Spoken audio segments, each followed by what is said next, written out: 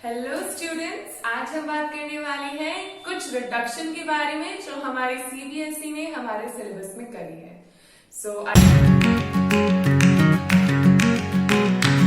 जैसे कि आप सभी को पता है, जब से ये कोरोना वायरस की वजह से जो लॉकडाउन हुआ था उसकी वजह से बच्चे स्कूल नहीं जा पा रहे थे, आप लोग स्कूल नहीं जा पा रहे थे। ऑनलाइन टीचर्स ले रहे हैं क्लासेस, बट वो उतनी ज्यादा इफेक्टिव नहीं हो पाती है जितना एक सामने का जो एक कनेक्शन हो पाता है। ठीक है, ये बात तो सभी को पता है। इस वजह से सीबीएसई ने हमारे टोटल सिलेबस में से 30% का रिडक्शन किया है। 30% बहुत ज्यादा होता है। अब कुछ बच्चे ये सोच रहे थे कि 30% रिडक्शन का मतलब होगा कि 5-6 चैप्टर हटा देंगे। अगर 15 चैप्टर का 30% निकालेंगे तो लगभग 5-6 चैप्टर, मतलब 4-5 चैप्टर्स रिड्यूस हो जाएगा। लेकिन ऐसा नहीं किया है सीबीएसई ने। सीबीएसई ने हर एक टॉपिक उठा करके उसको हटाया है। मतलब एक चैप्टर में अगर 5-6 टॉपिक है, उनमें से 2-3 टॉपिक्स हटा दिए हैं। ठीक है, सो अभी हम वही चीज देखेंगे कि क्या क्या हमारे टॉपिक्स रिड्यूस हो चुके हैं। काफी बच्चों ने अपनी कोचिंग और ट्यूशन स्टार्ट कर दी थी, तो उन्होंने बहुत सारे टॉपिक्स पढ़ भी लिए होंगे। तो ऐसा कोई घबराने की बात नहीं है कि अरे मैंने वो पढ़ लिया जो पेपर में नहीं आने वाला था। ऐसी बात होगी तो आप उनको आगे रिवाइज नहीं करेंगे, उनको वहीं पे टिक कर देंगे, क्रॉस कर देंगे कि ये टॉपिक नहीं आ रहा है। बट बच्चों, ये सब टॉपिक्स आपकी हायर क्लासेस में बहुत इंपॉर्टेंट होंगे। ठीक है, तो ऐसा बिल्कुल नहीं समझना है कि ये पढ़ा और ये वेस्ट हो गया। पढ़ी हुई चीजें कभी वेस्ट नहीं होती हैं। आज हम जो करने वाले हैं अपना डिस्कशन, वो हम करेंगे केमिस्ट्री क्लास 12th के सिलेबस के बारे में कि कौन कौन से चैप्टर्स में से कौन कौन से टॉपिक हमारे रिड्यूस हुए हैं। ठीक है, सबसे पहला चैप्टर हमारा सॉल्यूशंस। सॉल्यूशंस में से सबसे इंपॉर्टेंट टॉपिक है क्या? Abnormal molecular mass. ये बहुत ही छोटा टॉपिक था, वैसे इतना कोई बहुत ज्यादा डिटेल्ड टॉपिक नहीं था, न्यूमेरिकल आते थे, तो ये हट चुका है। दूसरा हटा है want of factor. Want of factor NCERT में जब आप खोल के देखोगे तो एक पूरा उसका एक डिस्कशन हुआ है टॉपिक का, वो टॉपिक पूरी तरीके से हट चुका है। तो अगर मैं बोलूंगी इससे लगभग 3 से 4 नंबर का हटा है, बल्कि ये भी ज्यादा बोल रही हूँ मैं, कोई बहुत ज्यादा सॉल्यूशंस में नहीं हटा है। मतलब आप सबको राउल्ट्स लॉ और वो जो सारी कॉलिगेटिव प्रॉपर्टीज थी वो सब आपको पढ़नी ही पड़ेंगी, और ज्यादातर पेपर में क्वेश्चन वहीं से आता था। तो एक तरीके से सॉल्यूशंस वाले चैप्टर में कोई बहुत ज्यादा खास रिडक्शन नहीं हुआ है। फिर बात करते हैं इलेक्ट्रोकेमिस्ट्री की। इलेक्ट्रोकेमिस्ट्री में लीड एक्यूमुलेटर, ये एक डिवाइस के बारे में बात करता था जो कभी कभी पेपर में आती थी और कभी नहीं आती थी। जैसे अगर इस साल आ गई तो अगले साल नहीं आई, तो ये भी एक तरीके से हटना ना हटना इसका कोई बहुत ज्यादा बड़ा इम्पैक्ट नहीं डाल रहा है। जो फ्यूल सेल्स है ये इंपॉर्टेंट है। ऐसे बहुत सारे सेल्स थे अलग अलग, वो हट चुके हैं, तो ये अच्छी बात है कि हटा है। दूसरा हमारे पास ये है कोरोजन। कोरोजन के बारे में एक छोटा सा डिस्कशन था, कुछ रिएक्शंस थी तो हट चुकी हैं वो, तो ठीक है, मतलब रिएक्शन याद नहीं करनी पड़ेगी, आसानी हो जाएगी। Law of electrolysis. Law of electrolysis बहुत इंपॉर्टेंट था इस वाले पूरे चैप्टर के लिए, इससे रिलेटेड न्यूमेरिकल्स भी बनते थे, तो खैर ये हट गया तो मतलब आसान हो गया। Dry cell, electrolytic cells and galvanic cells, बहुत सारे डिफरेंट टाइप के सेल्स थे। ड्राई सेल था, गैल्वेनिक सेल था, इन सबको भी इन्होंने हटा दिया है। ये हर बार आता था, ये लगभग 5 से 6 नंबर का आता था, तो ये पूरा एक तरीके से हट चुका है। ठीक है, तो इसका मतलब अब इस चैप्टर में ज्यादा वेटेज और जगह दी जाएगी, जैसे कि नर्व्स इक्वेशन थी और कंडक्टेंस और रेसिस्टेंस, इन सबसे रिलेटेड बहुत सारी चीजें थी। और हमारा वो था एक बहुत सारे लॉस थे जो इसमें हम लगाते हैं, वीक इलेक्ट्रोलाइट, स्ट्रॉन्ग इलेक्ट्रोलाइट से रिलेटेड, और अब सारा फोकस उधर बढ़ जाएगा, इधर इतनी चीजें नहीं रहेंगी। ठीक है, थर्ड चैप्टर देखते हैं केमिकल काइनेटिक्स। केमिकल काइनेटिक्स में क्या है? कॉन्सेप्ट ऑफ कोलिजन थ्योरी, बहुत ज्यादा इंपॉर्टेंट था ये कोलिजन थ्योरी, बहुत ही ज्यादा इंपॉर्टेंट है बच्चों। क्यों? क्योंकि ये हायर क्लासेस में भी आता है टॉपिक, लेकिन इन्होंने यहाँ हटा दिया है, तो समझो मतलब एक बहुत इंपॉर्टेंट पार्ट इन्होंने हटा दिया। प्लस एक्टिवेशन एनर्जी और अर्हीनियस इक्वेशन। अर्हीनियस इक्वेशन से न्यूमेरिकल बनते थे, पूरी एक इक्वेशन थी, इन्होंने वो भी हटा दी और एक्टिवेशन एनर्जी भी हटा दी। तो मतलब इस चैप्टर में तो बहुत इजी चीजें रख दी हैं, first order kinetics, second order kinetics, third order kinetics, बस ये सब चीजें रख दी हैं, बाकी सब हट चुका है, तो खुशी की बात है ये। फोर्थ है सरफेस केमिस्ट्री। सरफेस केमिस्ट्री तो अपने आप में बहुत इजी चैप्टर है, क्या है ना, सारा थ्योरी वाला चैप्टर है, कोई इतना बहुत ज्यादा खतरनाक न्यूमेरिकल्स या वो सब चीजें नहीं है। तो सरफेस केमिस्ट्री में इमर्जन टाइप्स हटा दिए। इमल्शन क्या होता है और इमल्शन की टाइप्स क्या होती हैं, ये सब हटा दिया है। कैटालिसिस एक प्रोसेस है, वो हटा दिया है। होमोजेनियस एंड हेट्रोजेनियस एक पार्ट है हमारा, होमोजेनियस हेट्रोजेनियस इक्वेशंस रिएक्शंस क्या होती है वो हट चुका है। Activity and selectivity of solid catalyst, enzyme catalyst, मतलब से बताऊं तो इस चैप्टर से कोई बहुत ज्यादा खास नहीं हटा, बट क्योंकि ये थ्योरेटिकल पार्ट्स हैं सारे, तो पूरी थ्योरी में से कुछ कुछ थ्योरी वाले पार्ट हट चुके हैं। नेक्स्ट देखते हैं general principle and isolation of element. ये पूरा चैप्टर ही हट चुका है। ये पूरा चैप्टर लगभग 7 से 8 नंबर का था ये, ठीक है। लगभग मतलब हर बार इसकी कुछ ना कुछ थोड़ी वेटेज कम हो जाती थी। इस चैप्टर में थ्योरी भी थी, इस चैप्टर में रिएक्शंस भी थी, इस चैप्टर में बहुत सारे हमारे प्रोसेस थे, वो सब हट चुके हैं। मतलब ये पूरा चैप्टर ही गायब हो चुका है, तो आपको इसको पढ़ने की जरूरत नहीं है। फिर नेक्स्ट क्या है, P block elements. P block elements क्या था, जैसे हम लोगों ने अपनी क्लास 11th में पढ़ा था पी ब्लॉक और एसपीडी ब्लॉक, वैसे ही है ये P block. P block element में preparation and properties of phosphine और सल्फ्यूरिक एसिड हट चुका है। फोस्फीन था पीएच3, सल्फ्यूरिक एसिड था H2SO4, उनके पूरे टॉपिक्स को हटा दिया है। उनकी बहुत सारी रिएक्शंस थी, बहुत सारी प्रॉपर्टीज थी, क्योंकि पी ब्लॉक में ज्यादातर हम एक एक एलिमेंट उठाते हैं, उनकी मैन्युफैक्चरिंग, उनका इंडस्ट्रियल मैन्युफैक्चर और उनकी प्रिपरेशन, उनकी reaction, chemical properties, physical properties सब पढ़ते हैं। यहाँ पे वो सब हट चुका है, मतलब बहुत ज्यादा रिडक्शन हुआ है पी ब्लॉक में। प्लस इंडस्ट्रियल प्रोसेस ऑफ और मैन्युफैक्चर, जितने भी इंडस्ट्रियल प्रोसेसेस हैं मैन्युफैक्चर के, वो सभी हट चुके हैं। Next oxides of nitrogen phosphorus. Nitrogen और फोस्फोरस के जितने भी ऑक्साइड बनते हैं, NO2, NO3, PH3, PH, वो जो भी बनता है वो सारे हट चुके हैं। Allotropic forms, compounds of phosphorus, allotropic forms भी उनकी हट चुकी है और कंपाउंड्स ऑफ फोस्फोरस भी हट चुके हैं। इसमें काफी अच्छा रिडक्शन हुआ है, काफी ज्यादा टॉपिक्स का हुआ है, बट पी ब्लॉक एलिमेंट अपने आप में एक बहुत बड़ा चैप्टर है।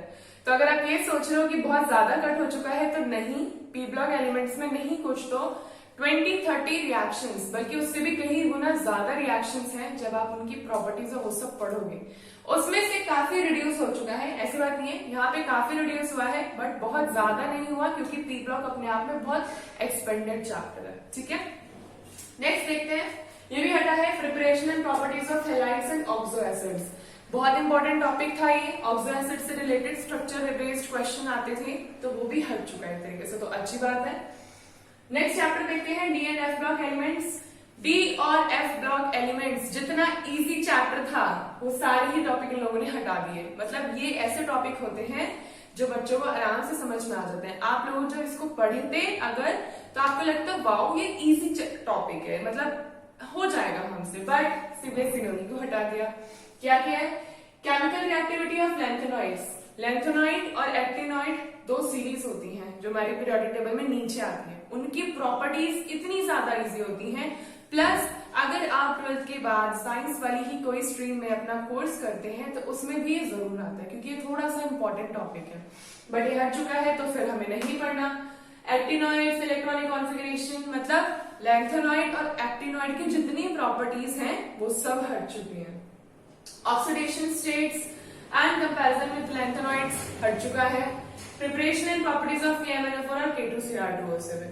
KMnO4 और K2Cr2O7 की प्रिपरेशन में पूरा एक प्रोसीजर होता था जिसमें बहुत सारी रिएक्शंस थी, वो सब ये हटा चुके हैं। तो मतलब ये चैप्टर तो आधे से भी कम रह गया पढ़ने के लिए। जब आप पढ़ना स्टार्ट करोगे कोचिंग में, स्कूल में, कहीं पे भी जहाँ पे भी आप पढ़ोगे, आप जब ये सारे टॉपिक्स एनसीईआरटी में ढूंढोगे, उन्हें क्रॉस कर देना, उसके बाद देखना बचे हुए टॉपिक्स बहुत कम होंगे और बहुत ज्यादा अच्छे भी हैं। नेक्स्ट है कोऑर्डिनेशन कंपाउंड्स। कोऑर्डिनेशन कंपाउंड्स बहुत ज्यादा इंपॉर्टेंट चैप्टर है और इससे अप्रॉक्स 7 to 10 मार्क्स पे क्वेश्चन बनते हैं, ठीक है। दूसरी बात ये, हायर क्लासेस के लिए भी ये इंपॉर्टेंट है, प्लस ये थोड़ा सा डिफिकल्ट भी होता है। ये बात नहीं है इजी बिल्कुल भी नहीं है, थोड़ा सा कॉम्प्लेक्स है ये चैप्टर। तो इसमें क्या हटा, स्ट्रक्चर है स्टीरियो आइसोमर्स। इसमें स्ट्रक्चर का चीजें ही इन्होंने हटा दी जो कि बहुत ज्यादा इंपॉर्टेंट होती थी, प्लस इन्होंने स्टीरियो आइसोमर्स हटा दिए। आइसोमर्स से रिलेटेड बहुत सारी चीजें थी, इन्होंने वो हटा दी। इंपॉर्टेंस ऑफ कोऑर्डिनेशन कंपाउंड तो सिर्फ एक थ्योरेटिकल पार्ट था, मतलब इस चैप्टर से ज्यादा कुछ नहीं हटा है। इस चैप्टर में नेमिंग है, नॉमेनक्लेचर ऑफ कोऑर्डिनेशन कंपाउंड्स है, स्ट्रक्चर ऑफ कोऑर्डिनेशन कंपाउंड्स है, ये सब चीजें नहीं हटी हैं, मतलब ये चैप्टर अभी भी इंपॉर्टेंट है बच्चों। यहीं से समझो जितना इंपॉर्टेंट है ये चैप्टर, तभी इसकी वेटेज भी उतनी ही बरकरार है।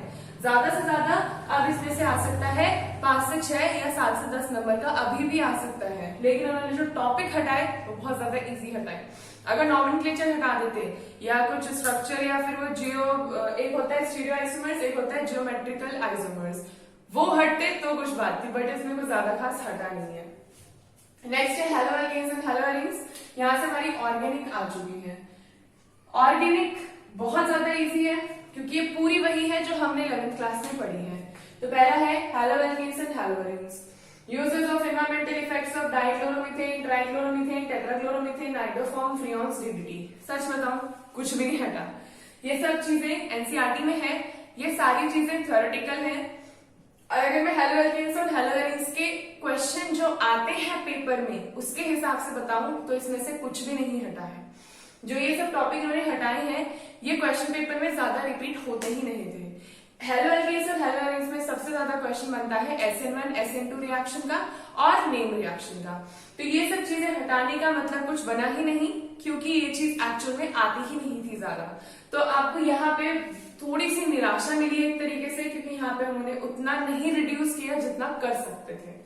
नेक्स्ट हमारा चैप्टर है एल्कोहल्स, फिनॉल्स एंड ईथर्स। इसमें भी इन्होंने वो चीजें हटाई हैं जो कभी आती ही नहीं थी पेपर में, बस टॉपिक के लिए थी, हम पढ़ते थे बट उतना ज्यादा डिटेल में नहीं पढ़ते, प्लस इसकी उतनी ज्यादा प्रैक्टिस नहीं करते। तो यहाँ पे मिथेनॉल और इथेनॉल की कुछ यूजेस थे, पूरी तरीके से थ्योरेटिकल, पूरी तरीके से आपको बुक में मिलने वाला, लेकिन वो भी उन्होंने हटा दिया जो कि आता ही नहीं है। एल्कोहल, फिनॉल और ईथर बहुत ज्यादा इंपॉर्टेंट चैप्टर होता है हमारे, मतलब जो ये ऑर्गेनिक होता है ना, ऑर्गेनिक में सबसे ज्यादा इंपॉर्टेंट ये और एल्डिहाइड होता है। लेकिन इन्होंने सबसे अच्छा काम किया क्या है, इन्होंने एल्डिहाइड, कीटोन और कार्बोक्सिलिक एसिड पूरा चैप्टर साफ कर दिया, जो कि बहुत ज्यादा इंपॉर्टेंट था, क्योंकि इसमें एल्डोल कंडेंसेशन के रिलेटेड इतने अच्छे क्वेश्चन बनते थे, कैनिजारो और ये सब बहुत सारी नेम रिएक्शन इस चैप्टर में थी जिन्होंने पूरी हटा दी। इस चैप्टर की वेटेज बहुत ज्यादा होती थी, इन्होंने यही पूरा हटा दिया है। तो इतनी बात की है कि ऑर्गेनिक में उन्होंने काफी रिलैक्सेशन दिया है। दूसरा क्या है, अमीन्स। अमीन्स में डाइएजोनियम सॉल्ट हटा दिया, थोड़ा इंपॉर्टेंट टॉपिक था बट हट चुका है। प्रिपरेशन हटा दी, chemical reactions and importance in synthetic organic chemistry भी हटा दी। अच्छा, जो केमिकल प्रॉपर्टीज और इंपॉर्टेंस हटा दिया मीन्स में, अब कुछ बचा ही नहीं इस चैप्टर में। इसमें कुछ प्रॉपर्टीज है, इनका नॉमेनक्लेचर का सिस्टम बताया हुआ है और कुछ इनके फिजिकल प्रॉपर्टीज बताई हुई है। इसके अलावा इस पूरे चैप्टर में कुछ नहीं मिलेगा फिर। तो ये भी एक तरीके से अच्छा रिलैक्सेशन है। अब बायोमॉलिक्यूल्स में देखते हैं। बायोमॉलिक्यूल्स में इन्होंने काफी ज्यादा रिडक्शन किया है, मतलब इन्होंने हटा दिया ऑलिगोसेकेराइड्स। ऑलिगोसेकेराइड्स में हमारे पास था लैक्टोज, सुक्रोज, माल्टोज। इससे रिलेटेड स्ट्रक्चर्स आते थे हर बार, बहुत सारे इसमें मतलब अच्छा खासा स्ट्रक्चर बनाने में टाइम लग जाता था, तो उन्होंने वही हटा दिया। इंपॉर्टेंस ऑफ कार्बोहाइड्रेट्स तो खैर थ्योरेटिकल पार्ट था, इतना ज्यादा इंपॉर्टेंट नहीं था। विटामिन का क्लासिफिकेशन हटा दिया। 2-3 नंबर के क्वेश्चन बनते थे कि विटामिन ए ना खाने की वजह से क्या डेफिशिएंसी होती है, विटामिन बी की वजह से क्या डेफिशिएंसी होती है, ऐसे बहुत सारे विटामिन थे, उनका क्लासिफिकेशन था, इन्होंने वो हटा दिया, तो समझो हटाइएगा। Functions, enzymes, hormones, elementary idea, excluding structure, ये सब चीजें आपको एनसीईआरटी में एक बार आप देखोगे हट चुकी हैं, मतलब पूरा चैप्टर लगभग आधा साफ हो चुका है।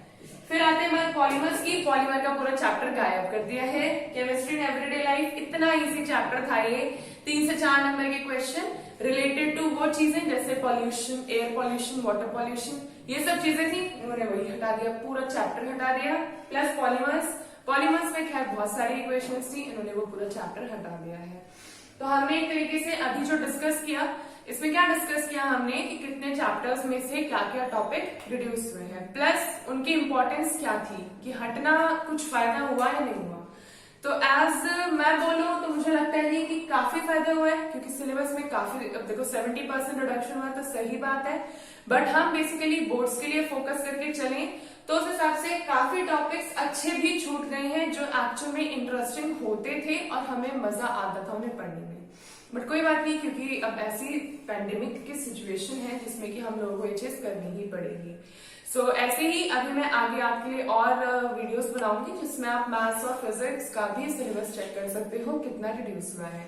अगर आपको ये चीज चाहिए हो तो आप इसका एक स्क्रीनशॉट लेके रख सकते हैं ताकि आपको ज्यादा आसानी होगी बाद में याद करने के लिए, बाद में एनसीईआरटी की बुक्स लेके उनको चेक करने के लिए।